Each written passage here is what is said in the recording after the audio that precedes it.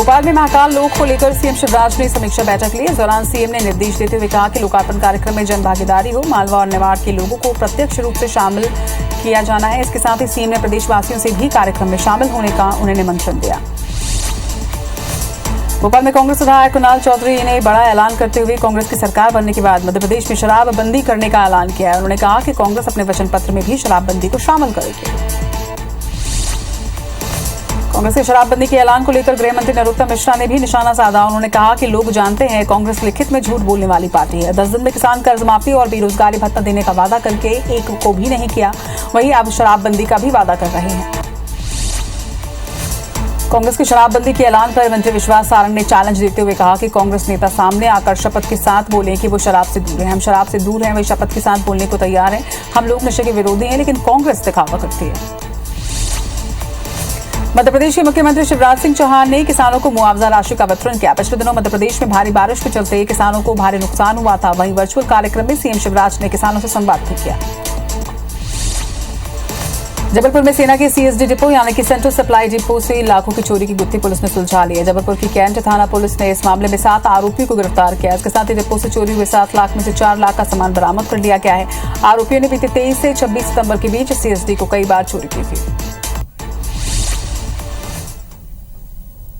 जो army canteen depot है उसमें से लगातार चोरियां हो रही थी। की सूचना मिलने पर कैंट थाने के द्वारा उसमें अपराध पंजीबद्ध किया गया और जांच शुरू की गई और 7 इसमें आरोपी अभी तक पुलिस की गिरफ्त में हैं और एक अन्य आरोपी अस्सू पासी अभी फरार है। इसके धरपकड़ के प्रयास किए जा रहे हैं।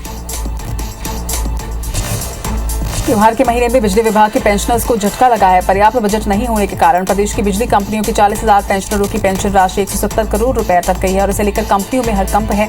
वहीं यूनाइटेड फोरम ने आंदोलन की चेतावनी भी दी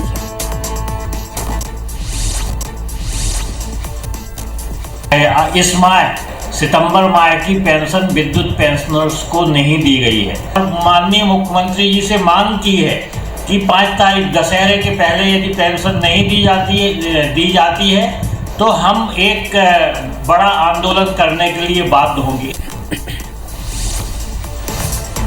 मध्य प्रदेश सरकार ने गांधी जयंती पर बीते दिनों सैकड़ों कैदियों को रिहा किया। दरअसल प्रदेश सरकार ने स्वतंत्रता दिवस और गणतंत्र दिवस के अलावा गांधी जयंती पर भी कैदियों की रिहाई का फैसला लिया था और इसी के तहत सरकार ने उन कैदियों को रिहा करने का फैसला लिया। प्रदेश की जेलों से कुल 638 कैदियों को माला पहनाकर रिहा किया गया है।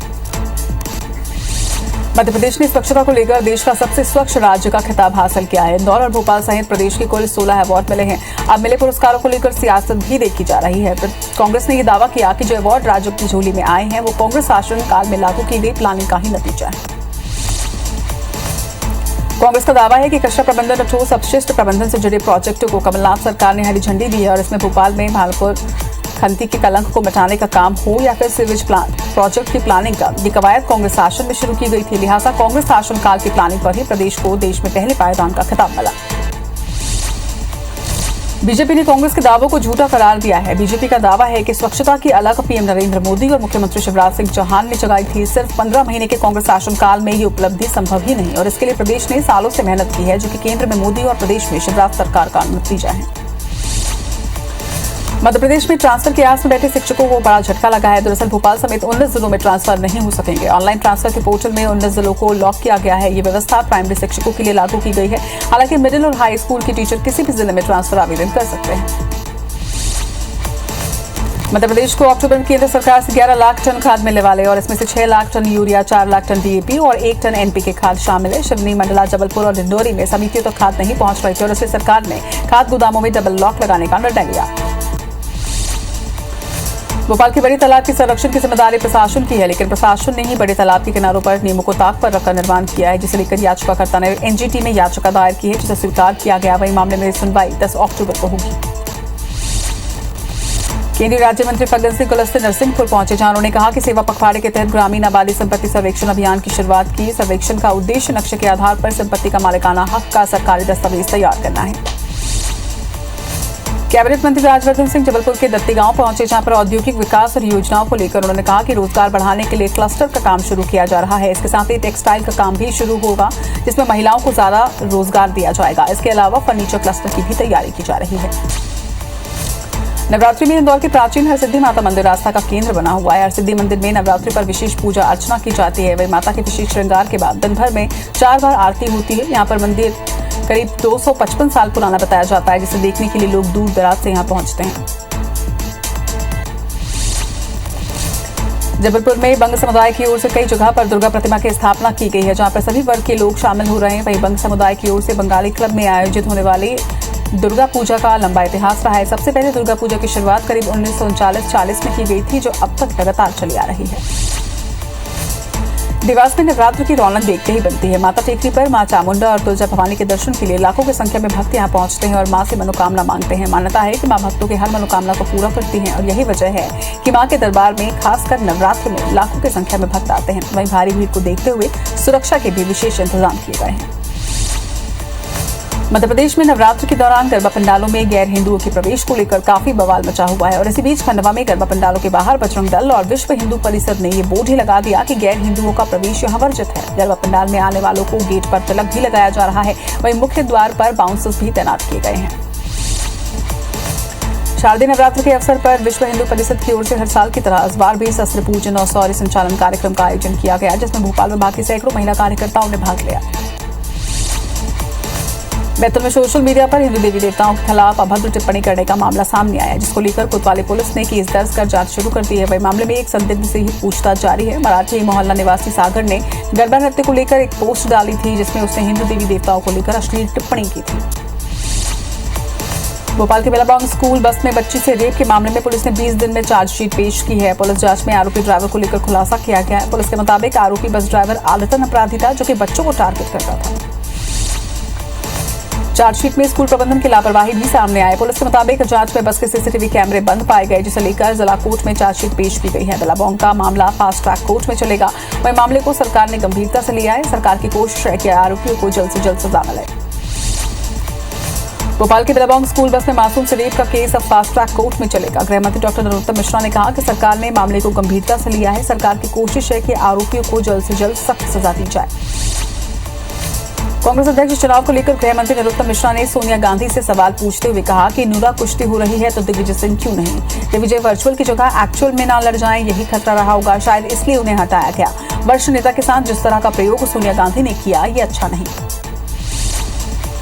ग्वालियर के बदनापुर और रेशमपुरा में चाइल्ड ट्रैफिकिंग का एक खुलासा हुआ है। 3 लड़कियों की बरामदगी के बाद पुलिस की पूछताछ में और भी कई खुलासे हो रहे हैं। तीनों ही लड़कियों को बाल कल्याण समिति और चाइल्ड हेल्पलाइन सेंटर को सौंपा गया है। साथ ही पुलिस सोम धनावत और युवराज नाम के गिरफ्तार आरोपियों से पूछताछ कर रही है।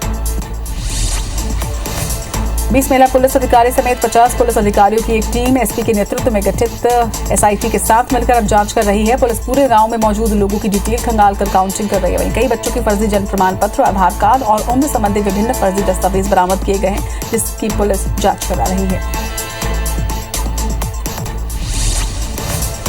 ह्यूमन ट्रैफिकिंग मामले में मंत्री प्रद्युम्न सिंह तोमर का बयान सामने आया। उन्होंने कहा कि प्रशासन काम कर रहा है, इसलिए इतना बड़ा रैकेट पकड़ा गया। इससे जुड़े लोगों पर सख्त कार्रवाई की जाएगी। उन्होंने ये भी कहा कि ह्यूमन ट्रैफिकिंग बर्दाश्त नहीं होगी।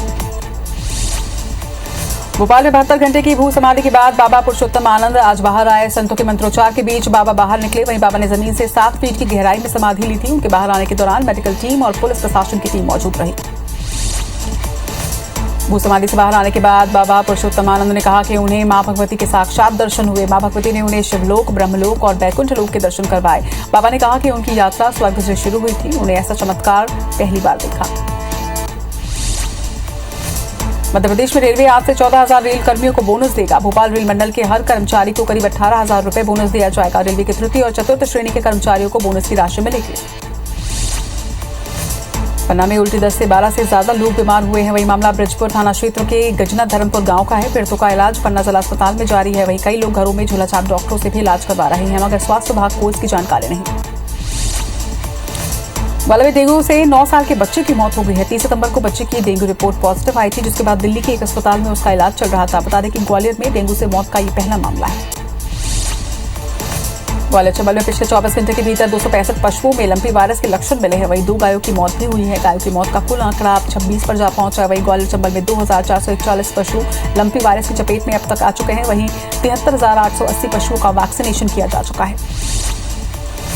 सागर के मोतीनगर थाना क्षेत्र में रेलवे क्रॉसिंग के पास संबलपुर एक्सप्रेस की चपेट में आने से 3 युवकों की मौत हो गई है। वहीं हादसे में 2 लोगों की मौके पर ही मौत हो गई, जबकि तीसरे ने अस्पताल में इलाज के दौरान दम तोड़ दिया।